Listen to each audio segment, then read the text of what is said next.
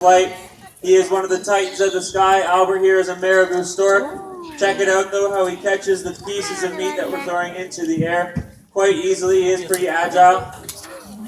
Now he will dispense a prey out of the sky, things like large bugs or birds on the wing, just like that, and smaller things that they'll find on the ground.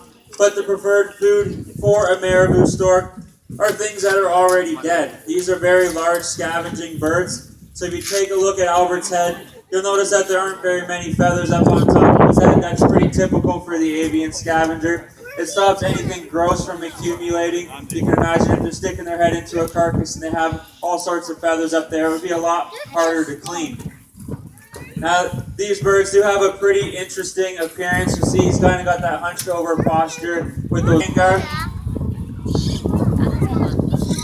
And Gengar here is a barn owl. Now, when you look at him, you'll see a pretty distinct feature on his face. His facial disc, it kind of gives him that flat appearance. Now, that is a very important feature to an owl. Unlike most of the birds of prey that use their eyesight to locate their food, the owl is more so relying on its ears. So that facial disc will funnel sound directly into the bird's ears, which you can't see. They are tucked away under the feathers, but they're located asymmetrically. So our ears sit symmetrically on our head, so we can generally make out the direction the sound is coming from. But because they have one that's slightly higher than the other, they can even hear with the dimension of height as well. This allows them to pinpoint exactly where a sound is coming from.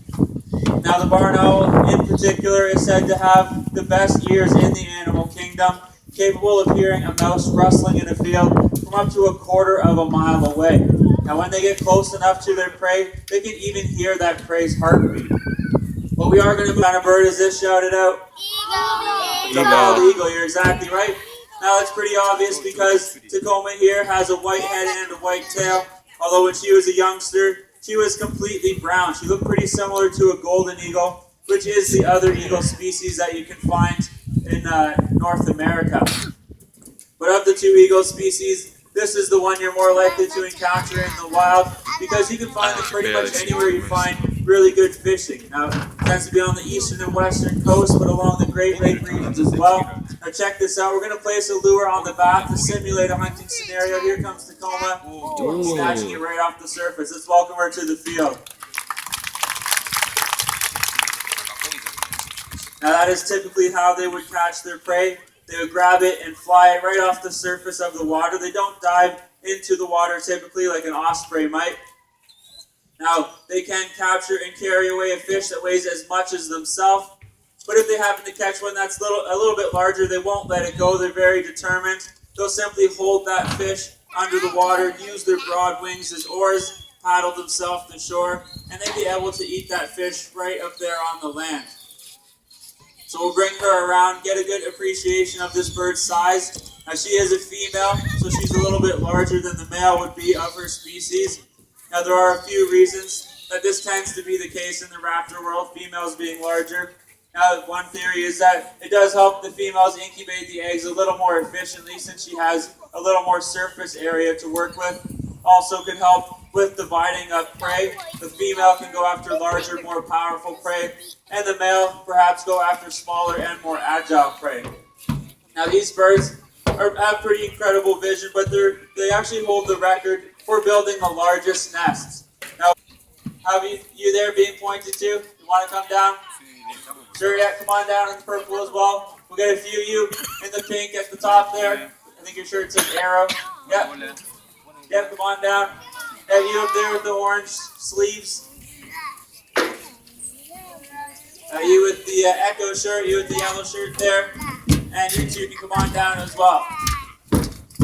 That's one of mine, guys. All right, we'll get you to go on out over here.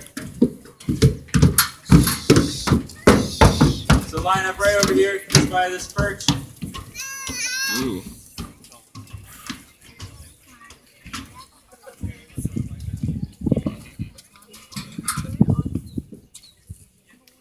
All right, so we're going to have a little race, but before your components come out here, or your opponent, sorry, we're going to see how fast you guys are. So let's see you guys race down to that rock wall when I say go, all right? On your marks, get set. Alright, they're all cheaters, we've established that. You look like a speedy bunch though, so head on down to that rock wall over there, and in just a moment, you will be joined by your opponents today. Just hang out down there, right by the rock wall. Now you guys are actually going to be racing a couple of our vultures. Now these will be black vultures. They are native to South America. Now as a vulture, they do eat dead things that they find on the ground, so a little warning for you. If you trip and fall, make sure you get up quick because we don't want these guys to get confused. Now here they are now. Now this here is Kirby and Murphy. As I was saying, they are found in South America. They can be found in the States as well. They've actually been spotted as far north as the Niagara region. Now these birds are quite comfortable walking on the ground, which makes sense because that's where their food is going to be found. Now the raptors, like the eagles and the hawks, they have a cup-shaped foot structure, which allows them to grab and kill prey, but it makes them very awkward and clumsy walking on the ground, unlike these guys who are quite comfortable. Now who here thinks the kids have what it takes to win this race today? Okay, little to no support from the families, alright? What about these vultures? You think they're going to win?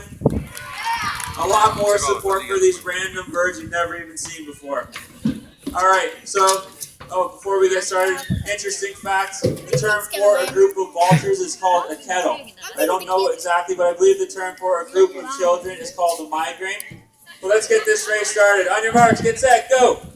Alright, looks like we got the mammals taking an early lead. The birds are coming up the rear, turning around, getting confused. And it looks like the kids are going to win it today. Let's hear it for them. Yeah! You guys did a great job. Too bad, you two. Thanks for helping us out. Bye! Birds, you lost them. Now don't let it go to your head too much. These birds' legs are about 6 inches long. Come on out, you two. Brilliant. Hopefully seeing those birds up They get the close fancy. and personal can give you a better understanding for a misunderstood creature. Unfortunately, they do get a bad rap. They do eat dead things they find on the ground. They're eating things none of us want to go anywhere near.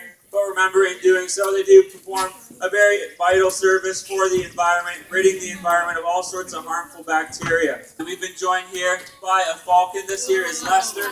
Whoa! And Lester here is a saker falcon, a species native to the Middle East and throughout Asia. Now check out its wing shape. It's unlike any of the birds we've shown you so far. A lot of the raptors will have very broad wings, which are excellent for conserving energy and covering vast distances. But this bird has very long and tapered wings, which help it with speed. Now we're going to simulate a hunting scenario. Falcons like to hunt after other birds on the wing. So our trainer Kyle has a lure with some feathers attached to it to simulate its prey. So here we go now, the hunt will begin. Diving down towards its prey. Now the falcon reaches its maximum speed in what's called a high-speed stoop. That's when he's diving down, kind of tucking in his wings as he rockets himself towards that lure. Now when Kyle pulls the lure away, he's not teasing the bird. He's simulating a real hunting scenario. And a prey item is not going to stick around and let itself be caught. And if it doesn't catch it on the first try, the falcon will come around at another angle and hope to get lucky. Just like that. Let's hear it for Lester. He did a great job. Nice job, Lester. Now you can see he's got his wing open over the lure. Now this is a behavior called mantling. The birds of prey do this to the prey items that they capture to try to shield any other predator from seeing the kill they've made and trying to steal it from them. The falcon is very fast in the air, but they're quite vulnerable on the ground, so they'll hold their wings open like that. You'll see he kind of has that dark mottling on his back as well. That would allow him to camouflage with the surroundings of where you would naturally find this bird. As compared to its underside, though, you'll see it was very light, and that would allow it to camouflage with the sky from any prey item that might be looking up and trying to spot the falcon. Now, one of the hardest things we have to train these young birds to do is to give up their lure for a piece of real meat on the glove. Now, that may seem like a no-brainer to you or I, but you can imagine the last thing that a raptor would do in the wild is give up something that it's worked so hard to capture. Now, this is the last bird we're going to fly. We're going to bring him up to the front, and we're going to bring a few other birds out as well. You guys are welcome to ask any questions or take any pictures that you want. Now, in about 10 minutes, the Elephant and Friends show will be starting just down the path. So enjoy the rest of your day here at the African Lion Safari. Goodbye.